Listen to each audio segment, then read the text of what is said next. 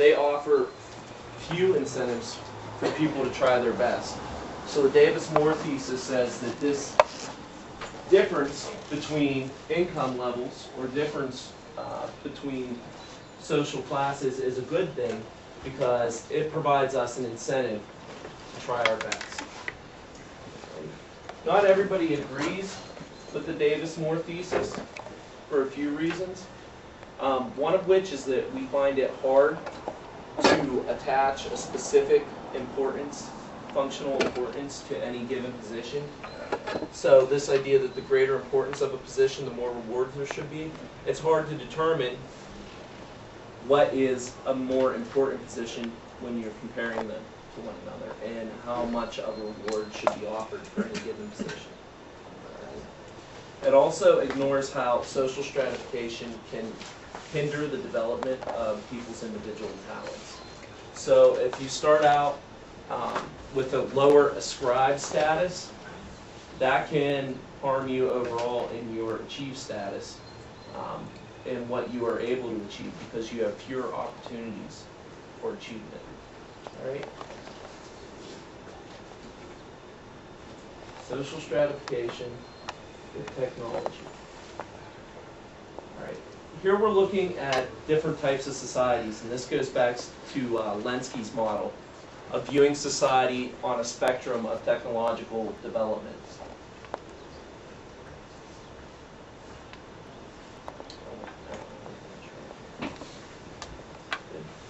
All right. So first we start with hunting and gathering societies. And then we move on to the horticultural, pastoral, and agrarian societies, and finally to industrialized societies. What do you think among these types of societies, which groups do you think have the least amount of social stratification?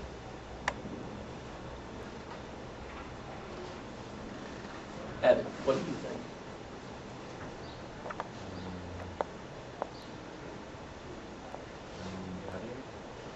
You think hunting and gathering? Okay. Do you agree or disagree, Aja?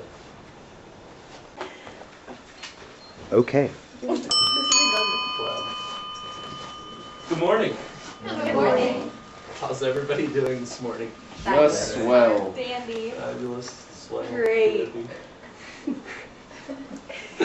Okay, today we're going to finish up with social stratification, and then we're moving on to social class in the United States. Does everybody remember the definition for social stratification? It's right behind me. A system by which a society ranks categories of people in a hierarchy. Hopefully if I say this over enough times, it'll stick. All right? So that's social stratification. And this is the graph of inequality in selected countries, income inequality in selected countries that we looked at yesterday. And we left off with the Davis-Moore thesis. I don't think we've gotten through this completely yet. You have to write that out on your PowerPoints.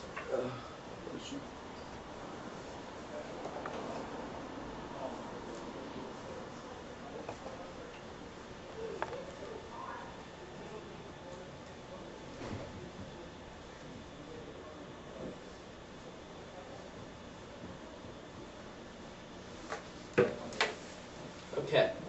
The Davis-Moore thesis is the assertion that social stratification has positive consequences or benefits for the operation of society as a whole.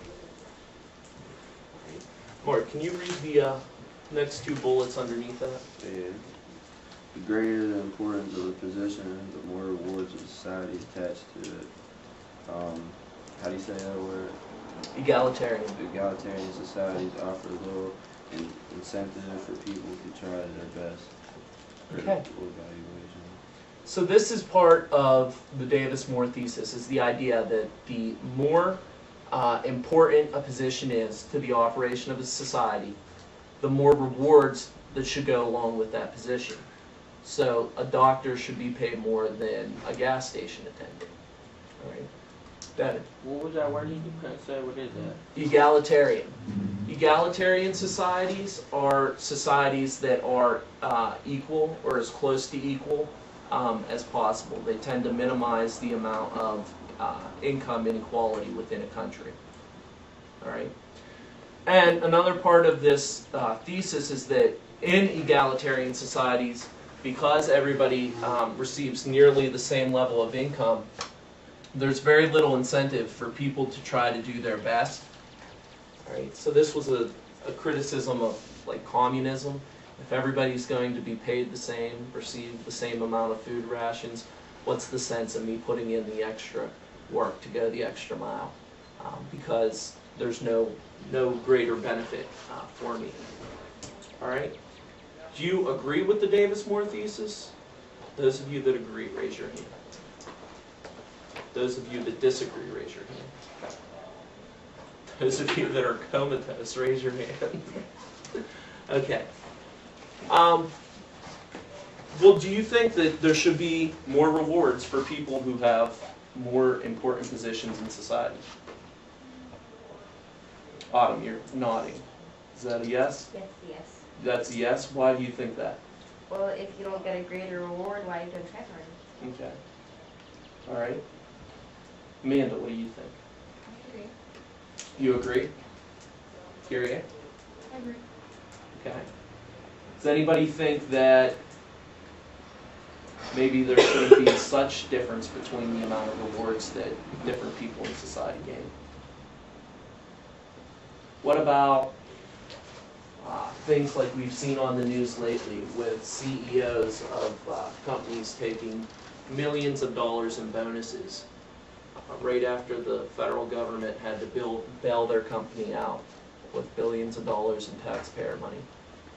How do you think this works into the Davis-Moore thesis? Okay, thank you. Tierra. I don't think it does because the rewards that they're talking about would probably be positive where those CEOs basically stole money from taxpayers. Mm-hmm. But those rewards were positive for the CEOs, weren't they? They enjoyed the bonuses, at least while they kept them. All right. Yeah, but then whenever the federal government found out about it and took the money back, that wasn't such a great reward. Right. So the aftermath wasn't so smooth for them. All right. Well, some people look to the Davis-Moore thesis and point out some problems with it. And the first problem that they point out is who's to determine what level of importance any given position is to society. Right? So who determines how much, how important people are in terms of society, and that they should get better rewards or higher rewards. And we can look at this with things like athletes, professional athletes. Do you think professional athletes are such a great benefit to society, more so than a doctor, that they should be paid better? Carrie A, you say no. Because they're entertainment, they're not actually contributing to help society. Okay, so they're entertainment. Mark, what do you think? I don't think they shouldn't get paid as much as they do because like she said, they're not helping people, but like it's a business. They're in there to help bring fans in and help get money for like the owners and stuff. So help them get paid. Yeah, like they're there to make it's all like a business for them. Mm-hmm. Like they're all there to make their company money. Liz. But most of the time, athletes, since they make so much money, they usually give their money to charities to help other people. I mean, I'm not saying they should be paid more than doctors, lawyers, whatever, but I mean, they do use their money to help people, but not the way doctors can. Okay. Like another thing, they're like modern day heroes of people. Like back like a long time ago, like like your Supermans and stuff, and like I don't know, like the younger kids, like athletes, they're heroes. They look up to them and stuff. So. Okay. Is that a good thing, you think? Yeah, I think so. That's to an extent. Like I don't see why there's any problem. Like a kid should idolize like a Troy Polamalu or like a hockey player like Sidney Crosby. But if you idolize somebody that has like a bad rep, like a Tia, then it could be a problem. So. What about people that, or children that idolized people that were professional baseball players, and then found out later that they had been using steroids. Yeah, that could change the whole thing. It changes the whole thing? Mm-hmm. Okay. Do you think it would be better for people to idolize maybe doctors? Yeah. You think so? Mm-hmm. All right. That's up to you. The other criticism of the Davis-Moore thesis is that it ignores the fact that social stratification can hinder people in achieving their potential. So this goes back to what we have been talking about earlier with opportunity and ascribed status. So even though we like to think that we can achieve whatever we set our mind to in the United States, that's not necessarily always true because we're not always starting with equal opportunity right out the gate. So we're ascribed to a status that can affect the statuses that we can achieve later in life. All right, any questions before we move on? None?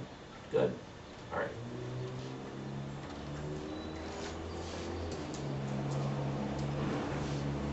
Stratification and technology. All right. When we look back to Lenski and his view of society, and him breaking society down into 5 different categories. He had hunting and gathering societies, horticultural and pastoral societies, agrarian societies, industrial societies, and then lastly, post-industrial societies. All right. When we look at these societies in terms of social stratification, which one or which ones do you think had the least amount of social stratification? Which ones were most equal? Jamie. Hunting and gathering. Hunting and gathering? Okay. Who agrees with Jamie that hunting and gathering had the least amount of social stratification? All right, you're correct. Hunting and gathering indeed does have the least amount of social stratification. Which of these do you think has the most level of social stratification? Joel, what do you think? Maybe industrial. Okay. Joel says industrial societies. Who agrees with Joel that industrial societies have the most amount of social stratification? Raise your hand. Okay. A lot of people have not raised hands. Justine, what do you think has the most amount of I was social trying to stratification? among those. I was gonna go with You're going to go with Joel? yeah. Okay, sounds good. Kiana, what do you think? I don't know, I was also iffy, like, I was thinking that, and then I'm not positive. Okay. Is it between two? Or just not quite sure? Just not quite sure. Okay. It's all right to be wrong. Dylan, what do you think? Industrial. You think industrial also. You're actually right. The industrial societies are where we see the greatest level of social stratification, especially in the early stages of industrialism. All right, that tends to level out and actually starts to dip a little bit as we move later into the industrial period. This is plotted on what's known as Kuznets' curve. All right, and his curve shows that the greater technological sophistication a society has, the more pronounced social stratification we tend to see. And this is his example of the curve. So you can see. All right, we start out with hunting and gathering societies and have relatively low levels of social stratification. Remember, when we're talking about hunting and gathering societies, there's not much excess product produced from day to day. So everybody goes, puts a full day's work in, and everybody shares in the fruits of their labor and what they produce or what they are able to take from the environment around them. All right. Then we move on to horticultural and pastoral societies, and we start to see stratification increase a little bit. Agrarian societies, even more so. And then by the time you get to industrial societies, Mr. Dayton, please call 5080. Mr. Dayton, 5080. you see social stratification top out and then start to drop again on a downward curve. Right? By the time we get to post-industrial societies, we're starting to see stratification kind of do this loop upward again. Why do you think that is?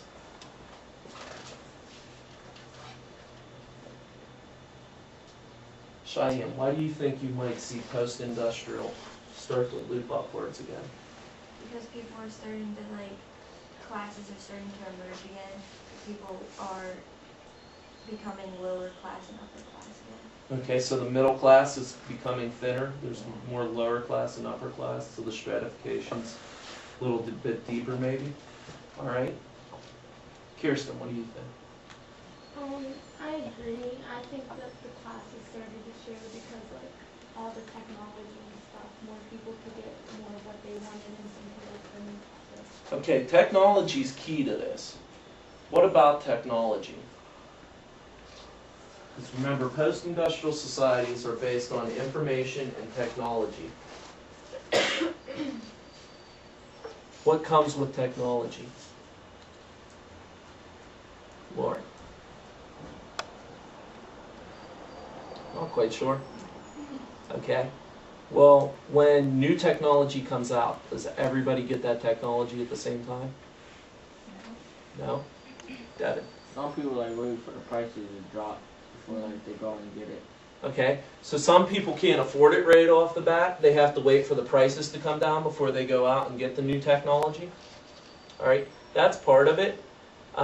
When we see new technology emerge, not everybody can afford it equally. And if you can't afford it, sometimes that puts you at a disadvantage. All right. The other part of that is, as new technology comes out, people aren't trained, who aren't trained to use that technology can find themselves left behind. So if you have had a job all your life as a secretary, and now they come in with this new computer technology that you need to use in order to perform your role, you either learn how to use that technology or you're going to have to find a new job. Right? So this is increasing stratification again. In 1998, the United States declared war on Spain. In 1945, U.S. and Soviet forces linked up on the Elbe River in Central Europe, a meeting that dramatized the collapse of Nazi Germany. In 1990, the Hubble Space Telescope was deployed from the Space Shuttle Discovery. And in 1992, Islamic forces took control of the Afghan capital, Kabul, following the collapse of the communist government. Current birthdays that correspond with yours include Renee Zellweger and Al Pacino. And historic birthdays include Edward Murrow and William Brennan, who was a Supreme Court justice. On June 28th. The indoor will sing.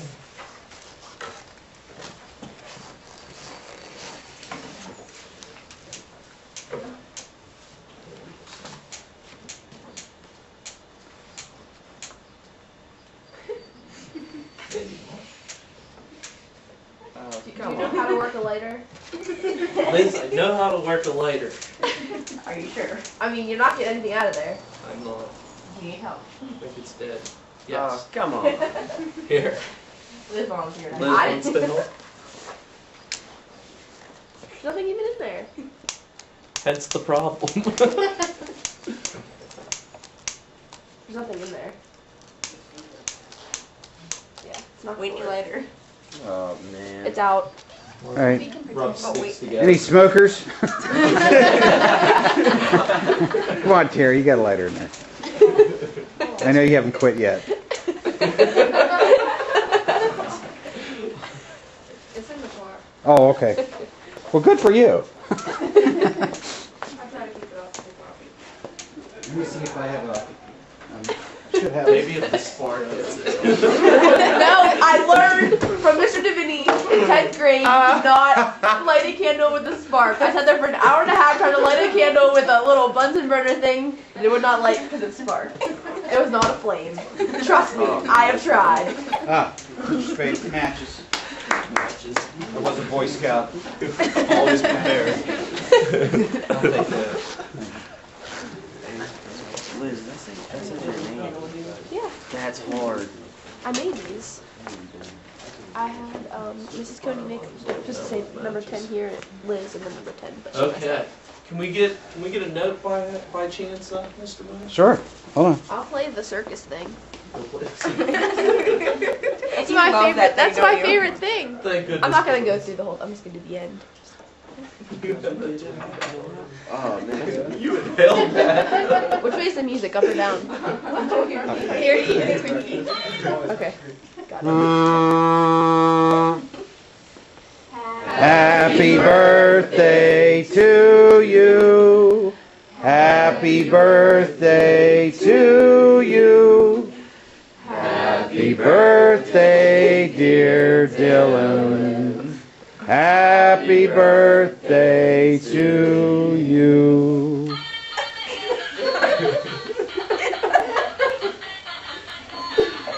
Alright, I'm done. Yay! Good afternoon. Good afternoon. Again, cheesy as can be. All right. How was everybody's day today? Good. Lunch was Good. fun. Lunch was fun. Well, that's good. Does everybody remember social stratification? Kind of. All right. The definition: a system by which a society ranks categories of people in a hierarchy. Hoping that if I say this over and over and over enough times, you'll get that memorized. All right. This is the graph that we looked at yesterday that shows economic inequality in the United States and some other countries. And remember, we said that economic inequality in the United States looks pretty good in comparison to Brazil or South America, countries that are still developing. But when compared to other industrialized and post-industrialized countries like the United Kingdom and Canada, the United States actually has higher degrees of economic inequality. All right, and then we stopped off with the Davis-Moore thesis. All right, you have to write that, so I'll give you a moment to write that out.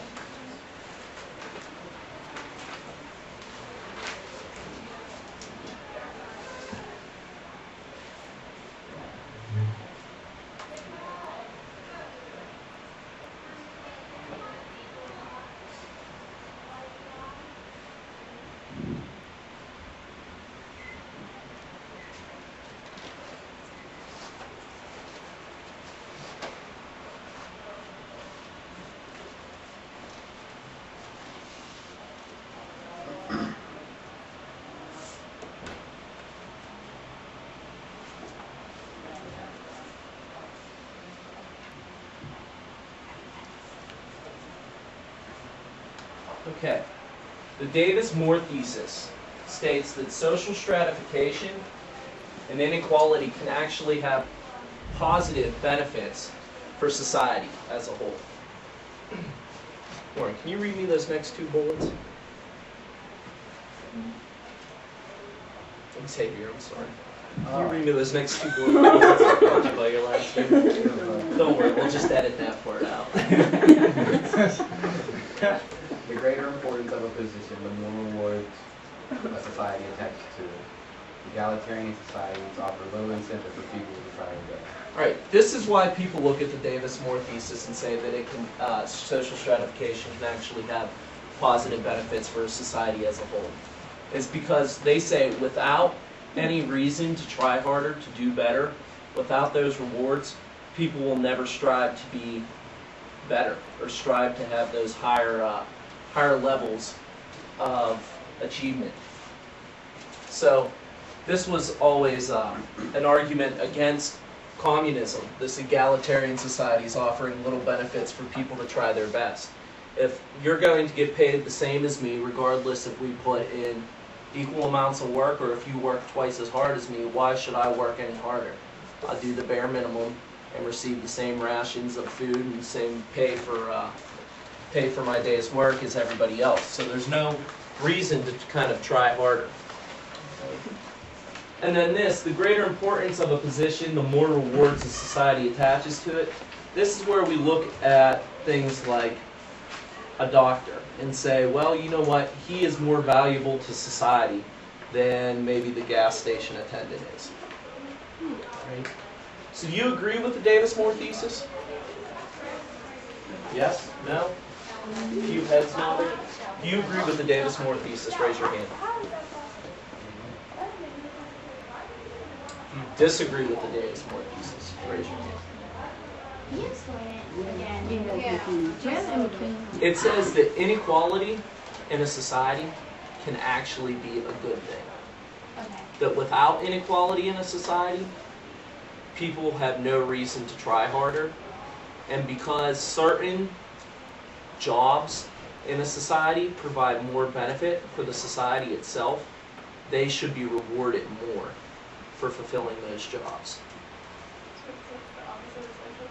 It's pretty much the opposite of socialism. So this defends it, saying, This is defending social stratification. okay. Yes, correct. Thank you, Mr. Spaid. You always make things sound so simple. What's this to say? Now. Do you understand that? Yes, I understand that. Okay. So do you agree that social stratification can be a good thing? Or do you think it's mostly a bad thing? Go ahead. I think it can be a good thing. You think it can be a good Yes. thing? Not to like a really high, like not to like an extent where like people are like, there's a lot of inequality, like, but like in the way that you said that like it makes people strive for better, Mm-hmm. and it makes people want to compete. Is that what I was saying? I don't know. In that way, I think it's good. Okay. So do you think that people like doctors should be paid more than gas station attendants? Yes. Yes, you do. Casey, you do. All right. Tyler, you do. So all of you agree with the Davis-Moore thesis? Pretty much? Okay. Yes. I don't think that person should be treated differently though. So I think that that, sounds a lot like the Booker thesis. okay, I think that a doctor should be paid more than somebody who pumps gas, but they shouldn't be treated differently. They shouldn't be treated like they do get paid less. We'll call that the Lacey/Booker thesis. Hey, I was thinking the same thing, you know. Okay. Nakia, I would put your name in there, but there's this rule in sociology, only 2 names per any one thesis. Well, I'm changing the rules of sociology. You change the rules of sociology. Okay. Well, what about things like we see today with CEOs of big businesses getting millions of dollars in bonuses when the government just had to bail out their company with billions of dollars in taxpayer money? How would somebody who believes in the Davis-Moore thesis defend that? Or could they? Xavier. Well, a CEO is like the head of a company, Mm-hmm. so you know, like in a way, it's kind of like saying his job is the hardest, but he has to oversee the whole entire company. Mm-hmm. So that means that there's more reward attached to the end of it. Like, Okay. if you have the hardest job, here's a bonus. So he has the hardest job, so he should be rewarded most in that company. Yeah. All right. Do you agree with that, Chelsea? Yeah? For the most part? What about when these companies aren't doing real well? Isn't that the CEO's fault? Yeah. And you should get, So then why should we pay it? You just take it out of his check. Take it out of his check? I don't think it's always his fault. It's not always his fault? No. No? A lot of things come into play. All right. Well, do you think he should be allowed to take these millions of dollars in bonuses when the company's, you know, looking pretty bad? Like maybe bankruptcy might be an option if it weren't for the government? No? I see Tyler shaking. No, I don't think so. You don't think so? All right. Well, think about that. We'll move on. People who look at the Davis-Moore thesis see a few different problems with it. One of them is that who is to determine what benefit you ultimately provide to society? So who's to say what order the list should go in. Should doctor come before or after lawyer? Should teacher come before or after doctor? All right, so that's one part of the argument against the Davis-Moore thesis. The second part of the argument is it fails to recognize the fact that social stratification can inhibit people from fulfilling their potential. So we talked about ascribed status and achieved status before. And we talked about how what status you are born into or what status is ascribed to you can affect what statuses you're able to achieve. So if you are born into a less well-off family, that may affect your ability to obtain the best schooling, the best education possible, and may ultimately limit you in the number of careers that you can achieve later on down the line. So the Davis-Moore thesis kind of ignores that fact. Right? All right. Stratification and technology, a global perspective. This goes back to Lenski's 5 society types and Lenski's view on society. You start off with hunting and gathering societies, and then you have the horticultural and pastoral society, the agrarian society, the industrial society, and then finally you have the post-industrial society. When looking at these societies, which of these groups do you think has the largest amount of inequality? Industrial or post-industrial? Okay. And which group do you think has the least amount of inequality? Hunting and gathering. How many people agree that hunting and gathering has the least amount of inequality? Raise your hand. Okay. Yeah, you're actually correct. Remember, in a hunting and gathering society, it's pretty much egalitarian. Everybody shares in the same amount of work. Everybody goes out every day in search of animals or in search of plant matter and comes back, and then that's shared with everybody in the group. Right? So there's very little inequality or stratification within hunting and gathering societies. But as you get more technologically advanced, inequality tends to grow. And this is what's known as Kuznets' curve. All right? And that's the idea that the greater technologically advanced the society is, the more pronounced social stratification is going to be. All right? Turn this off so you can see that. This is Kuznets' curve. You start here with the hunting and gathering society, and you see that there's relatively little social stratification present. But when you move up to the horticultural and pastoral societies, social stratification begins to grow. All right? And it goes the same all the way up until you reach the peak here at the industrial society. And then it kind of levels off and then even tips downward a little bit. So we start to see a downward trend in social stratification in the later part of the industrialization process.